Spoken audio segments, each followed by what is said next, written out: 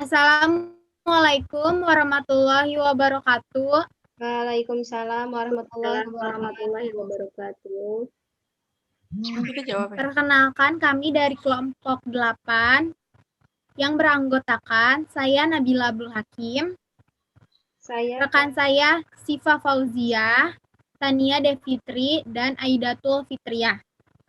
Kami akan membahas tentang hambatan pemusatan perhatian. Hambatan pemusatan perhatian dan hiperaktif atau dengan bahasa lain attention deficit hyperactive disorder yang disingkat ADHD, yaitu suatu kondisi yang menimbulkan gejala berupa terhambatnya gangguan perhatian, impulsif, dan hiperaktif. Hambatan ini tidak disebabkan oleh faktor lingkungan, gangguan fisik, ataupun gangguan jiwa.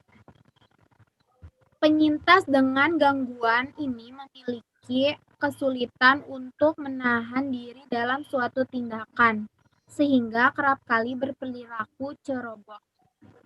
Secara garis besar, hambatan pemusatan perhatian merupakan perilaku seseorang yang tidak mau diatur dan tidak bisa diam serta berlaku sesuai dengan keinginannya sendiri. Anak-anak penyintas ADHD akan kesulitan untuk berkonsentrasi dalam mengerjakan suatu pekerjaan tertentu dikarenakan kurangnya pengendalian diri atas pengambilan suatu keputusan. Dampak yang ditimbulkan adalah anak penyintas ADHD akan kesulitan mendengarkan materi yang guru berikan di kelas dikarenakan anak penyintas ADHD memiliki gangguan pada fokus perhatian. Sehingga ia tidak hanya mendengar materi yang guru paparkan, tetapi ia juga mendengarkan suara-suara lain yang ada di sekitarnya. Misalnya seperti di dalam kelas guru sedang menerangkan suatu materi pelajaran. Dan di luar ruangan kelas tersebut, di jalan raya banyak sekali lalu lalang motor. Anak penyintas ADHD akan kesulitan untuk berkonsentrasi mendengarkan materi yang dipaparkan. Ia akan berkonsentrasi dengan suara-suara lain seperti mendengarkan suara kendaraan motor atau mendengarkan burung-burung yang berkicau di sekitar sekolah ataupun mendengarkan suara-suara anak lain yang berada di lingkungan kelasnya tersebut.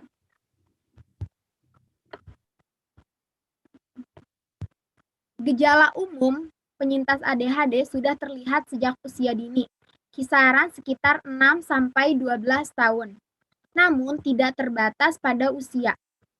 ADHD juga muncul pada orang dewasa atau disebut dengan adult ADHD.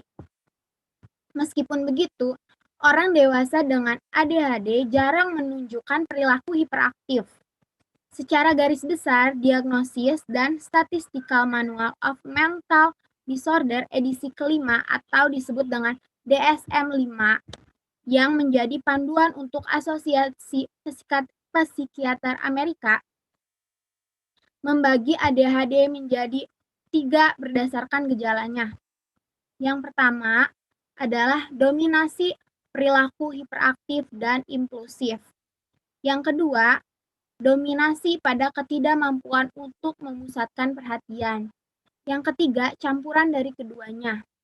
Gejala ADHD pada anak yaitu sulit untuk fokus pada tugas yang dilakukan, sulit membagi waktu, tidak dapat menyelesaikan tugas atau pekerjaan yang diberikan oleh guru, tidak sabar memberikan jawaban, bahkan belum sampai diberikan kesempatan untuk mengajukan pertanyaan, anak-anak tersebut kerap kali mengajukan pertanyaan lebih dahulu.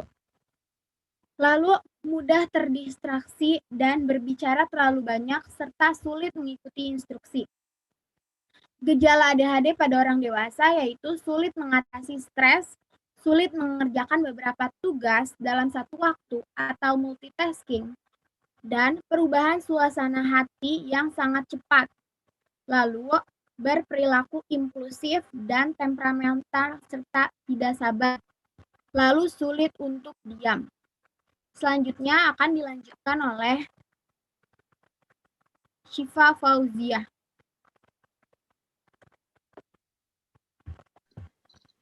Ya, selanjutnya yaitu jenis-jenis hambatan pemusatan perhatian. Nah, hingga tahun 2013, merujuk pada DSM-5, terdapat 3 subtipe ADHD, yaitu yang pertama, ADHD dengan faktor dominan kurangnya perhatian. Yang kedua, ADHD dengan faktor dominan hiperaktif impulsif. Nah, yang ketiga itu ada ADHD gabungan.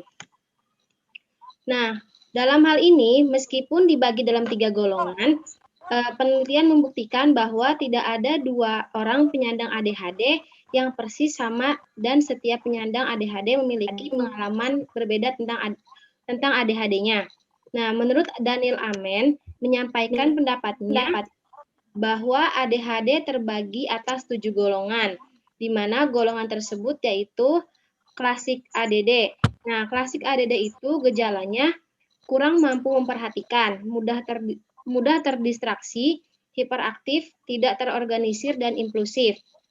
Nah, penyebabnya yaitu defisiensi dopamin, yaitu neurotransmitter penting yang terdapat pada otak manusia yang berfungsi sebagai pengantar pesan atau rangsangan antar saraf dan sebagai hormon.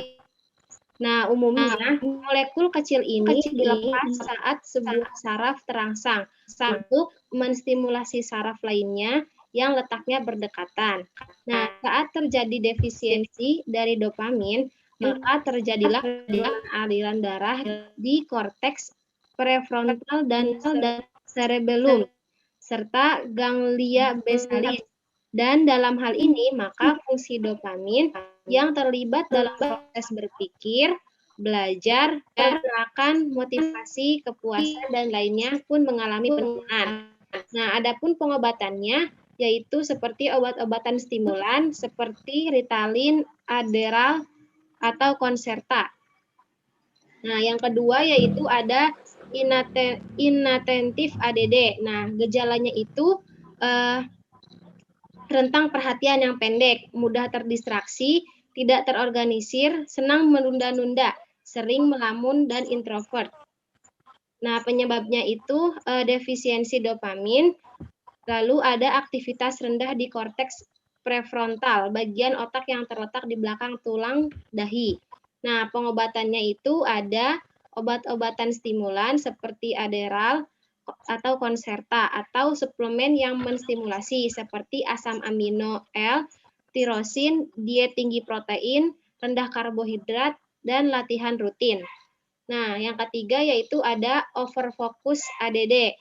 Gejalanya itu gejala jadi jenis ADHD ini sama dengan gejala yang dijumpai pada klasik ADD, ditambah dengan ada masalah dalam kemampuan bertahan dari pengalihan perhatian dengan cepat berpindah dari konsentrasi pada satu tugas tertentu ke tugas-tugas yang lainnya, dan seringkali terjebak dalam pola perilaku ataupun pemikiran yang negatif.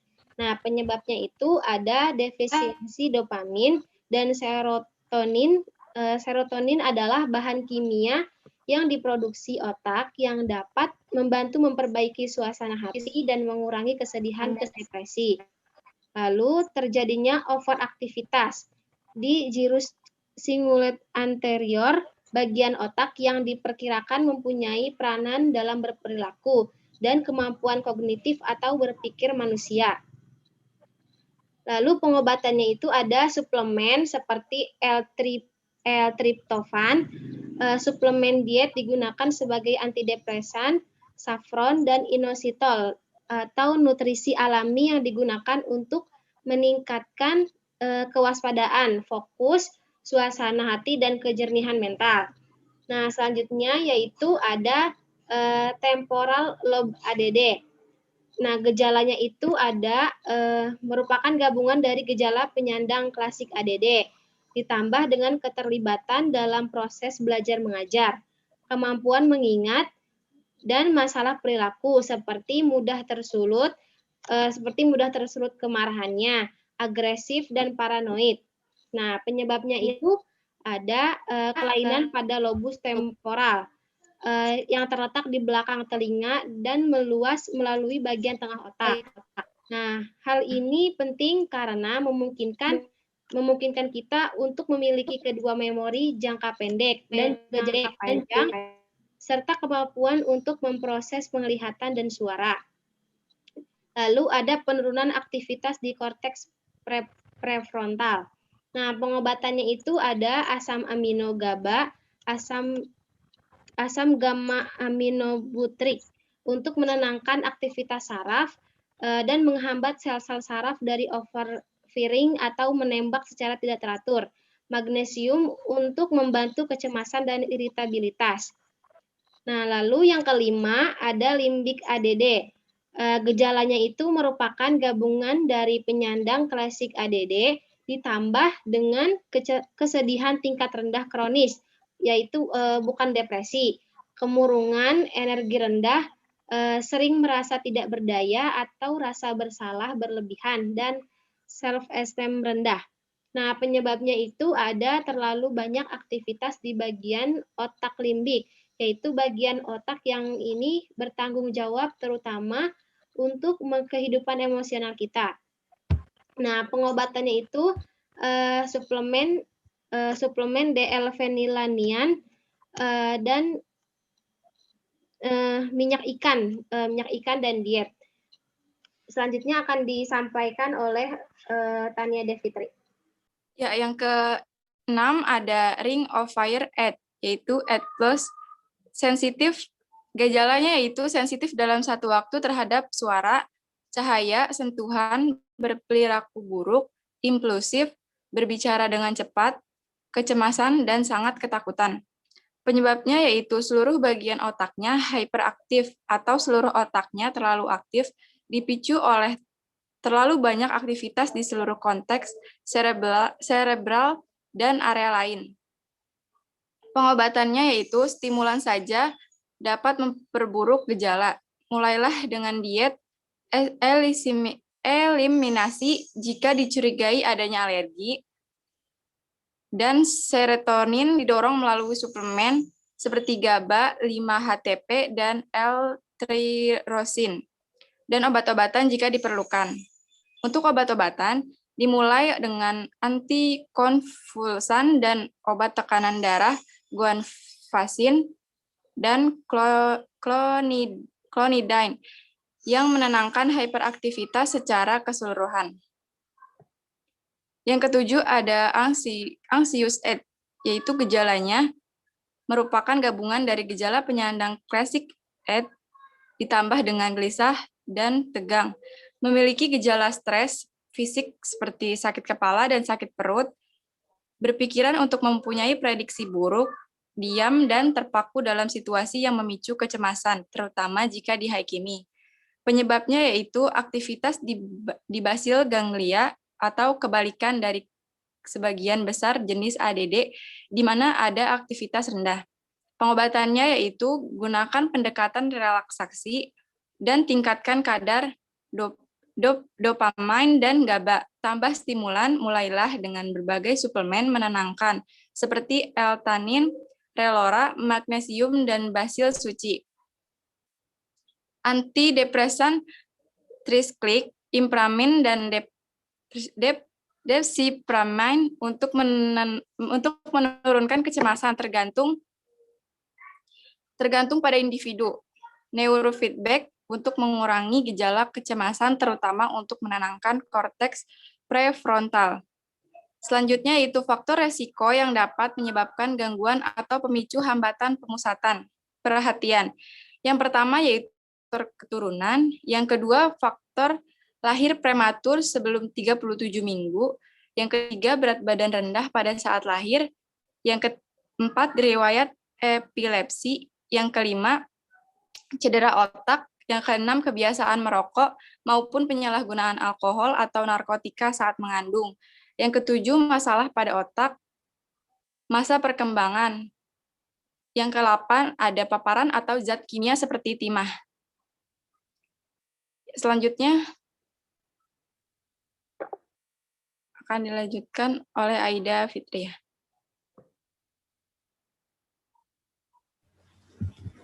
Selanjutnya, pelayanan khusus anak Attention Deficit Hyperactivity Disorder atau ADHD sangat dibutuhkan untuk membantu berkebutuhan khusus dalam memenuhi kebutuhannya. Menurut pemaparan Dr. Eliati dari Asosiasi Kesehatan Jiwa Anak dan Remaja Indonesia, yaitu gangguan ini merupakan jangka panjang yang menyerang anak hingga dewasa. Attention Deficit Hyperactivity Disorder atau ADHD di Indonesia termasuk cukup tinggi angkanya, dengan jumlah mencapai 26,4%.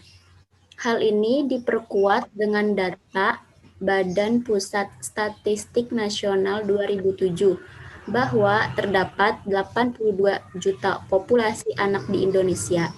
1 di antara 5 anak dan remaja di bawah usia 18 tahun mengalami masalah kesehatan jiwa. Sedikitnya ada 16 juta anak mengalami masalah kejiwaan termasuk ADHD ini. Gangguan hiperaktivitas ini dapat dijumpai dalam kehidupan sehari-hari pada anak usia sekolah sampai remaja. Bahkan apabila tidak segera ditangani, maka akan berpengaruh kepada masa depan seseorang. Menurut Undang-Undang Nomor 23 tentang Perlindungan Anak tahun 2002, menyebutkan bahwa anak adalah seseorang yang belum berusia 18 tahun, termasuk anak yang masih dalam kandungan. Gangguan ini perlu ditangani sedini mungkin untuk menghindari kemungkinan akan mengakibatkan efek yang lebih berat di saat dewasa.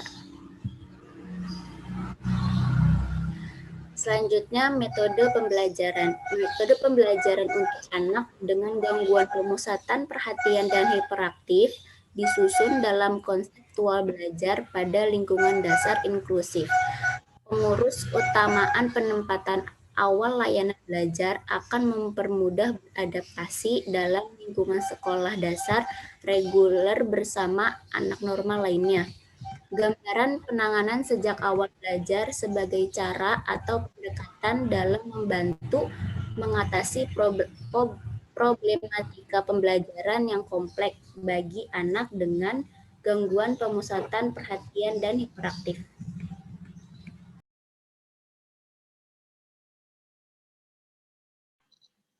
Ya, demikian. Terima kasih presentasinya kami akhiri. Kurang dan lebihnya mohon maaf. Wassalamualaikum warahmatullahi wabarakatuh. Waalaikumsalam warahmatullahi wabarakatuh.